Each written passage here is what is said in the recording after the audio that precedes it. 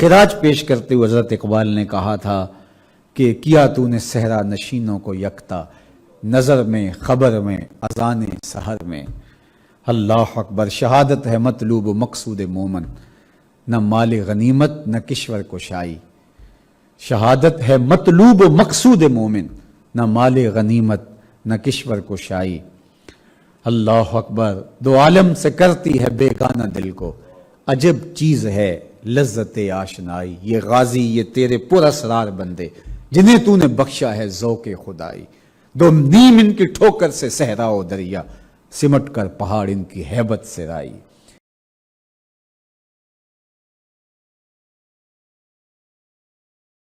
لیکن بدر کفر اور اسلام کا باقاعدہ پہلا مارکہ تھا، باقاعدہ پہلا ٹکراؤ تھا۔ حضور مکے سے ہجرت فرما کے جب مدینہ تشریف لائے اور حضور کا پیغام پھیلنے لگا تو کفار مکہ کو ایک آنکھ یہ نہیں بھاتا تھا کہ مسلمان طاقت پکڑ جائیں، چونکہ انہوں نے جو کیا ہوا تھا مسلمانوں کے ساتھ وہ انہیں مستحضر تھا کہ اگر یہ ریاست قائم کر لیتے ہیں اور طاقت اور قوت میں آ جاتے ہیں تو پھر ہم نے جو کرتوت کیے ہوئے ہیں ہمیں ان کا بدلہ چکانا پڑے گا۔ تو یہ کسی صورت کے اندر بھی نہیں چاہتے تھے کہ مسلمان پنپ سکے اور ان کو اذیتیں پہنچاتے۔ اہل مدینہ کے اندر مخالفین اسلام کو بھڑکاتے رہتے اور ہر طرح اس کوشش میں رہتے کہ کسی طرح اسلام کا چراغ بجھا دیا جائے۔ خیر سن 3 ہجری کو انہوں نے جو ہے وہ حضور نبی رحمت صلی اللہ علیہ وآلہ وسلم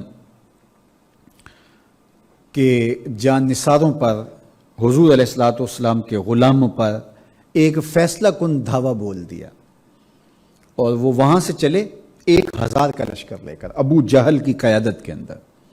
آقا کریم علیہ السلام کو جب پتہ چلا تو حضور نے صحابہ سے مشورہ کیا، تو جس جذبے کا انہوں نے اظہار کیا وہ تاریخ کا ایک انوکھا باب ہے کہ کس طرح انہوں نے کہا کہ حضور اگر آپ کہیں تو ہم سمندروں میں بھی کود جائیں، اگر آپ کہیں تو پہاڑوں سے ٹکرا جائیں،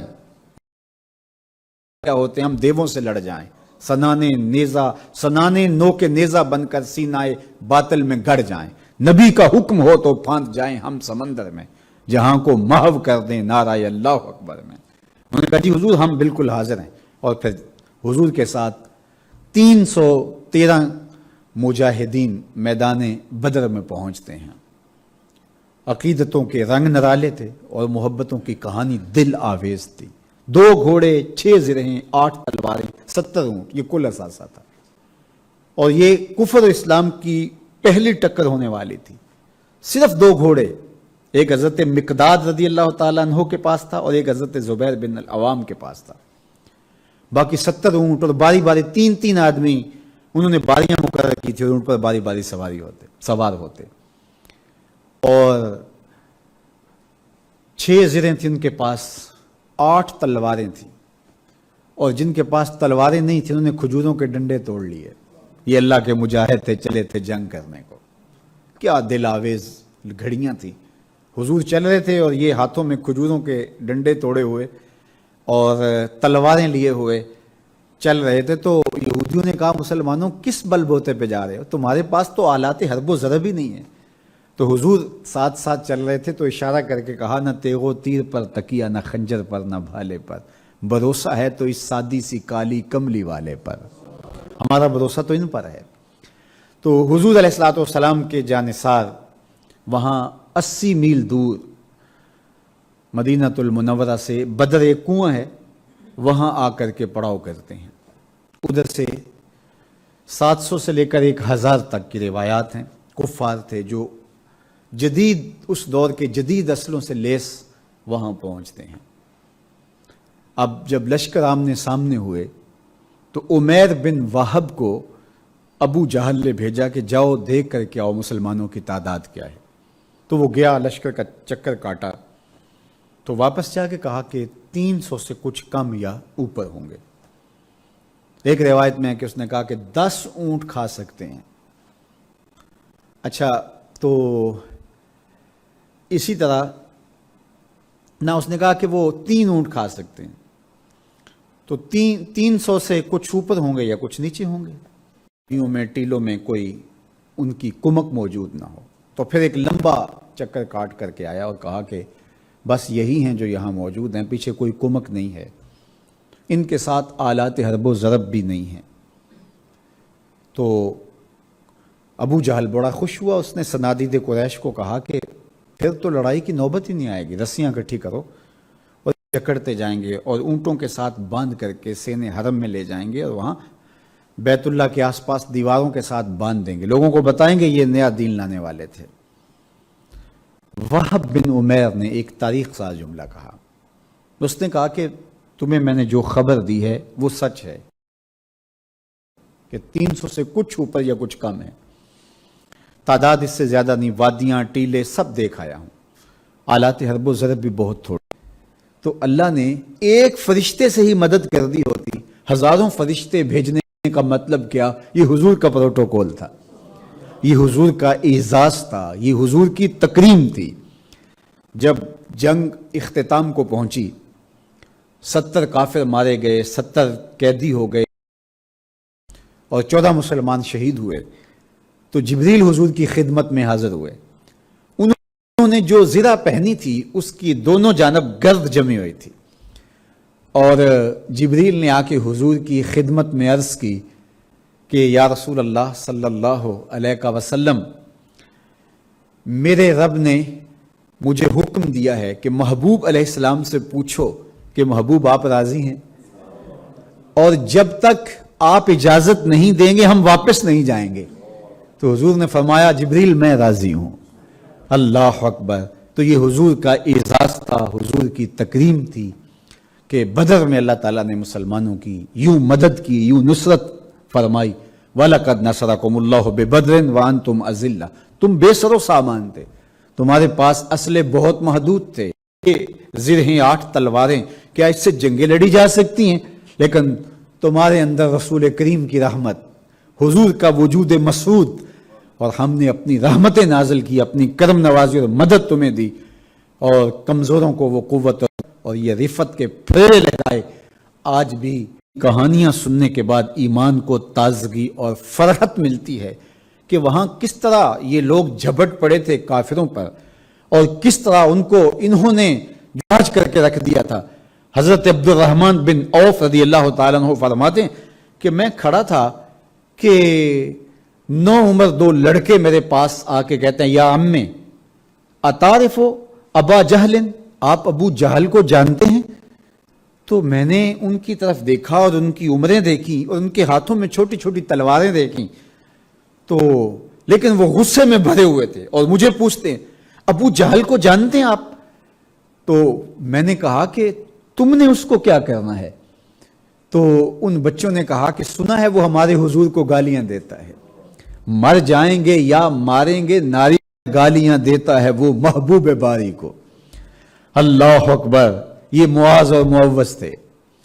انہوں نے کہا کہ کہتے ہیں کہ میں نے ان کے جذبے کو دیکھا، تو ابو جہل مجھے دکھائی دیا تو میں نے کہا وہ ہے، تو وہ کہا ایسے جھپٹے جس طرح شہباز جھپٹتے ہیں، اور پھر ابو جہل کو انہوں نے مارا، اور پھر ان کی تلواروں سے خون ٹپک رہا تھا، دونوں حضور کے پاس آئے اور ایک دوسرے سے بڑھ بڑھ کے آگے عرض کر رہے تھے حضور اس کو میں نے قتل کیا، حضور اس کو میں نے قتل کیا، دوسرا کہتا میں نے قتل کیا۔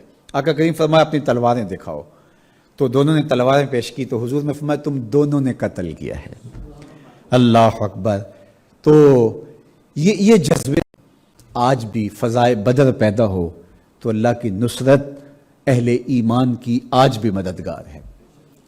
جب ہم ان کی راہوں کو ترک کر دیں اور رسول کریم کے بتائے ہوئے طریقے کو چھوڑ دیں تو پھر نقبت، ذلت، رسوائی ہمارا مقدر ہوگی۔ اصلوں کی فراوانی ہو، ہم ایٹمی طاقت کیوں نہ ہوں، ہمارے پاس جو ہے وہ مضبوط فوجیں کیوں نہ ہوں، ہمارے پاس آلات حرب و ضرب کیوں نہ ہوں، لیکن ہم ذلت، رسوائی، پستی اور ذبح حالی اپنا مقدر بنا لیں گے اگر ہمارے اندر جذبہ بدر موجود نہ ہو، اور اگر جذبہ بدر سینوں میں بیدار ہوتا ہے تو پھر آلات حرب و ضرب محدود بھی ہوں، فتح کے جھنڈے گاڑ کے مسلمان آگے بڑھتا چلا۔ کہانیاں ہمیں دوبارہ تازگی دیتی ہیں اور ہمیں قوت دیتی ہیں، ہمارے نحیف اور کمزور وجود کے اندر توانائی اور بجلیاں بھر دیتی ہیں کہ اللہ کی مدد اور نصرت سے ہی جنگیں جیتی جا سکتی ہیں اور اہل ایمان کامیاب اور بامراد ہوتے ہیں۔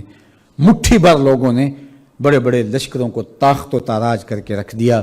جالوت اور طالوت، قرآن وہاں فرماتا ہے کہ کتنی مرتبہ ہوا کہ تھوڑے سے لشکروں نے بڑے بڑے لشکروں کو تہس نہس کر کے رکھ دیا، اور جب اللہ کی مدد نصرت نہ ہو، بزدلی اور کمزوری راہ پا جائے تو بڑے بڑے لشکر بھی ہار مان جاتے ہیں۔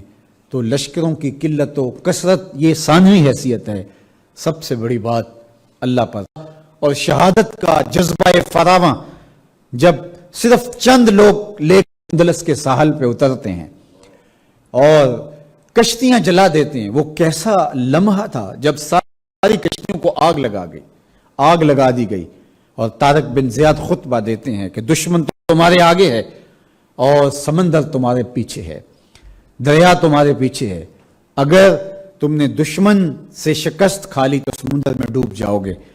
اب ہر جگہ تمہاری ہی جگہ ہے اور ہر ملک تمہارا ہی ملک ہے، اس لیے کہ یہ تمہارے رب کی ملک ہے، تمہارے رب کی جو ہے وہ مخلوق ہے، تمہارے رب کا ہی دیا ہوا یہ ملک ہے، اس لیے اپنے وطن کی فکر نہ کرو، یہی تمہارا وطن ہے اور یہی اس کو ہم وطن بنائیں گے۔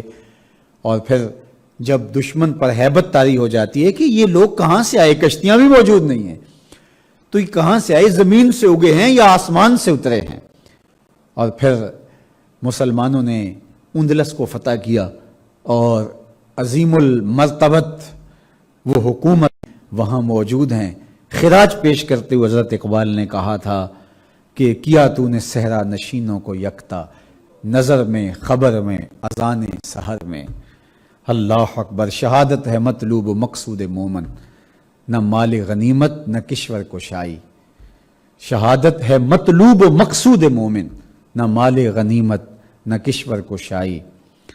اللہ اکبر، دو عالم سے کرتی ہے بیگانہ دل کو، عجب چیز ہے لذت آشنائی۔ یہ غازی یہ تیرے پر اسرار بندے، جنہیں تو نے بخشا ہے ذوق خدائی۔ دو نیم ان کی ٹھوکر سے صحرا و دریا، سمٹ کر پہاڑ ان کی ہیبت سے رائی۔ تو جب جذبوں کا جہاں سینوں میں بیدار ہوتا ہے تو پھر راستے ملتے چلے جاتے ہیں، لیکن جب جذبے مفقود ہو جاتے ہیں تو پھر کثرت کے باوجود بھی سوائے جھاگ کے کچھ باقی نہیں رہتا۔ حضور نے فرمایا کہ ایک وقت ایسا ہوگا کہ لوگ مسلمانوں پر یوں جھپٹیں گے جس طرح بھوکے کھانے کے تھال پہ جھپٹتے ہیں۔ تو صحابہ نے کہا یا رسول اللہ کیا اس وقت ہم بہت تھوڑے ہوں گے؟ فرمایا تم اس وقت بہت زیادہ ہوگے، لیکن تمہاری مثال سمندر کے اندر اٹھی ہوئی جھاگ کی طرح ہوگی، اور دو بیماریاں تمہیں ہوں گی جس کی وجہ سے تم یہ ذلت سہو گے۔ تو صحابہ نے عرض کیا یا رسول اللہ وہ بیماری کا وہن بیماری ہوگی جس کی وجہ سے تم اذیت اور تکلیف اور نقبت اور ذلت رسوائی پستی زبوں حالی سہو گے۔ تو صحابہ نے کہا کہ مل وہن، حضور وہن کیا ہے؟ تو وہ دو بیماریاں جو وہن کے زمرے میں درج ہیں بیان فرمائیں کہ حب الدنیا و کراہیت الموت، دنیا کی محبت اور موت کا ڈر۔ یہ دو چیزیں جب مسلمانوں کے اندر آ جائیں گی تو فرمایا کہ پھر یہ مغلوب ہوں گے، پر یوں جھپٹیں گے جس طرح بھوکے تھالی پہ پلیٹ پہ جھپٹتے ہیں۔ تو آج میں اور آپ دیکھیں ہم کھڑے کہاں ہیں اور ہمیں کیا ہونا چاہیے۔ فضائے بدر پیدا کر، فرشتے تیری نصرت کو اتر سکتے ہیں گردوں سے قطار اندر کتار ربی۔ وآخر دعوانا ان الحمدللہ رب العالمین۔ الحمدللہ رب العالمین والصلاة والسلام علی اشرف الانبیاء والمرسلین۔ مالک اٹھے ہوئے ہاتھ کبھی خالی نہ موڑنا اور پھیلی ہوئی جھولیاں رحمتوں سے بھر دینا، بخت کی بہاریں نصیب فرمانا، مقدر کی خزائیں رخصت کر دینا۔ جئیں تو تیرے لیے، مریں تو تیرے دین کے لیے، زندگی کی آخری ہچکی تک تیرے محبوب کے وفادار رہیں، ہر علت ہر قلت ہر ذلت کے در کی گدائی عطا کر دیں۔ وصلی اللہ تعالی علی النبی الامین وآلہ وصحبہ اجمعین۔